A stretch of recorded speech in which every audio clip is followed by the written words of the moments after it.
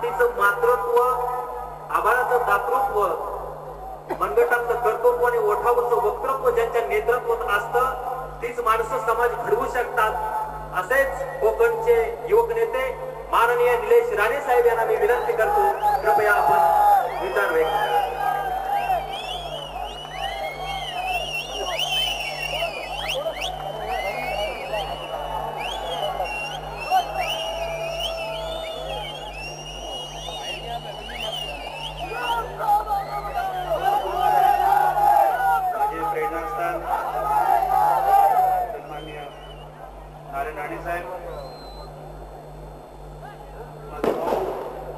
संघटनेचा अध्यक्ष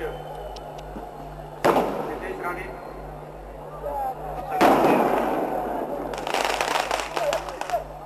सन्माननीय श्रीकांत कामरकर साहेब, सन्माननीय राजन तेली साहेब, सन्माननीय विजय वडेट्टीवार साहेब,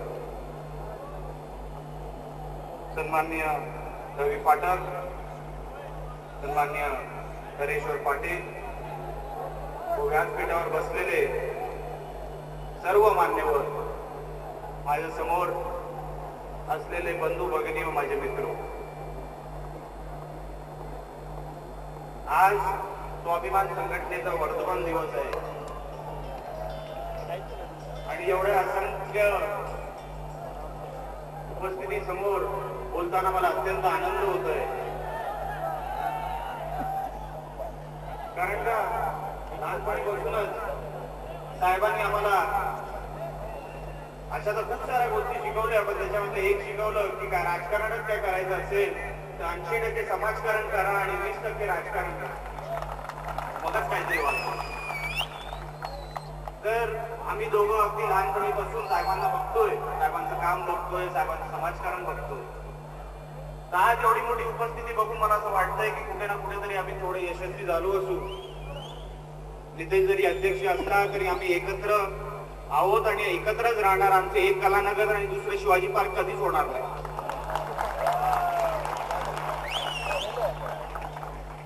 याची खात्री आहे मला। हो, आमच्या आई वडिलांनीच आम्हाला शिकवलंय आणि आई वडिलांच्या शब्दाचा मान कसा ठेवायचा हे आम्हाला चांगलं माहिती आहे।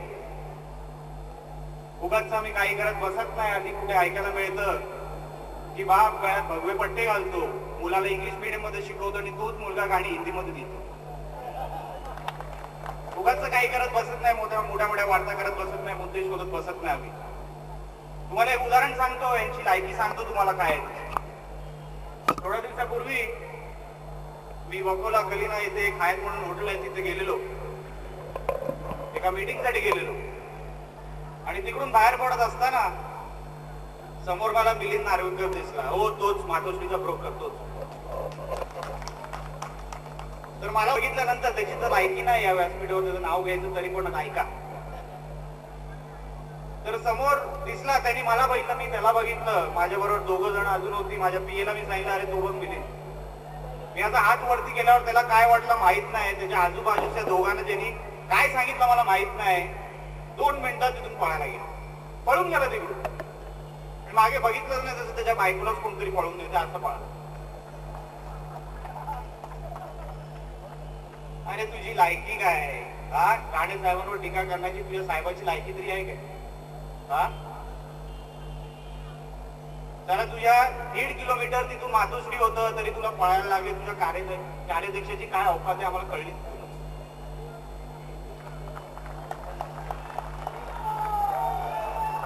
टीकावर टीका, टीकावर टीका।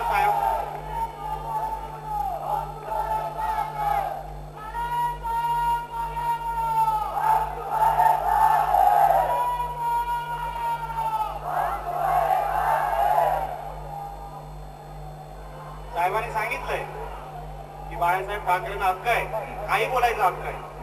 अरे पण तुझं काय, तुझ्या नावामागचं ठाकरे गट, तुझी साधी कॉर्पोरेटर बनण्याची लायकी नाही।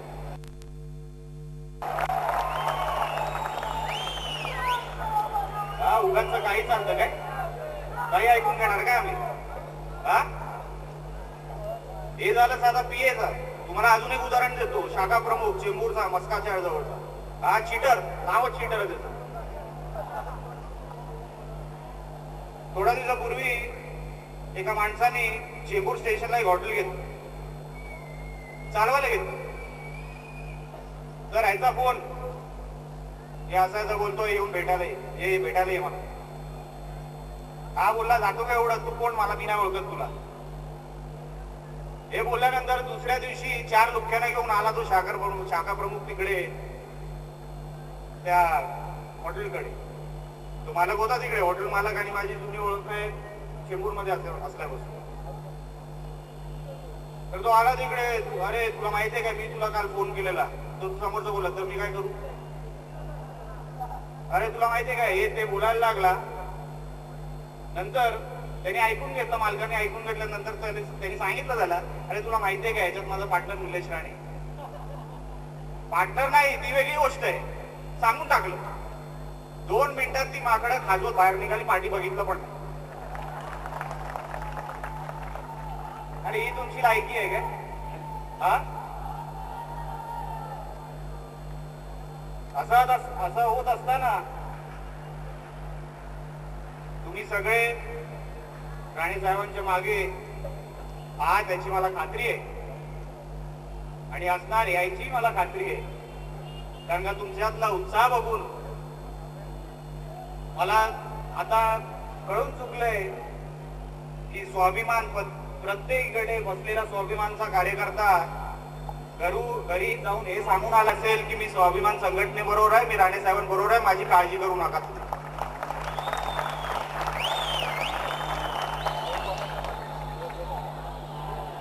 एवढी मोठी उपस्थिती बघून खरोखरच मला फार आनंद होतोय. पहिल्यांदाच साहेबांसमोर जाहीर सभेत बोलतानाही फार आनंद होतोय. म्हणूनच तुम्हाला सांगतो की पुढे आता निवडणुका येतील. तुमचं सगळ्यांची एवढी मोठी उपस्थिती बघितल्यावर, सगळे तुम्ही आमच्या बरोबर आहेत ते बघितल्यानंतर, आणि महाराष्ट्रभर साहेबांबरोबर फिरत असताना महाराष्ट्राचं प्रेम बघितल्यावर साहेबांवर, मला याची खात्री आहे की कोणी कितीही प्रयत्न केला तरी ही माकडं सत्तेवर येऊ शकणार नाही. मला खात्री आहे. हा मी लहानपणीपासून साहेबांबरोबर फिरतोय. तर हे सांगत असताना मला एवढंच तुम्हाला सगळ्यांना म्हणायचं आहे की ताकद अशी जोडा, ताकद अशी करा, असं लोकांना दाखवून द्या की पुढील जेवढे पण वर्धापन येतील त्याच्यामध्ये मुंबईचे ग्राउंड कमी पडायला पाहिजे. सगळे एकत्र केले तरी अशी उपस्थिती ठेवा. साहेबांवर प्रेम ठेवा, आमच्यावर प्रेम ठेवा. आम्ही दोघं भाऊ एकत्र जाऊ. तुम्हाला सांगितलं, कधी माझ्याकडून काय तुम्हाला लागेल तर कधी या. मी कोकणात जास्त असलो तरी तुम्ही कधी आलात, कधी या, मी तुमचे प्रश्न सोडवायचा प्रयत्न करीन. कारण का जे काय करू शकतो ते आम्हीच करू शकतो. हे जेवढे व्यासपीठावर बसलेत ना, हेच करू शकतो. पुढे अजून 40-50 वर्षात तर मला काही दिसत नाही आमच्या तिघांशिवाय. तर म्हणूनच सांगू इच्छितो की तुम्ही फार मोठ्या संख्येने इथे उपस्थित राहिला. फार लांबून तुम्ही आलाय, महाराष्ट्राच्या कानाकोपऱ्यातून आलाय. साहेबांवर असंच प्रेम ठेवा, आमच्यावर असंच प्रेम ठेवा, आणि तुमच्या पुढील वाटचालीसाठी तुम्हाला मी शुभेच्छा देतो. आणि तुम्ही इथे मला एवढा मान सन्मान दिला त्याबद्दल तुमचा धन्यवाद. जय हिंद, जय महाराष्ट्र. धन्यवाद.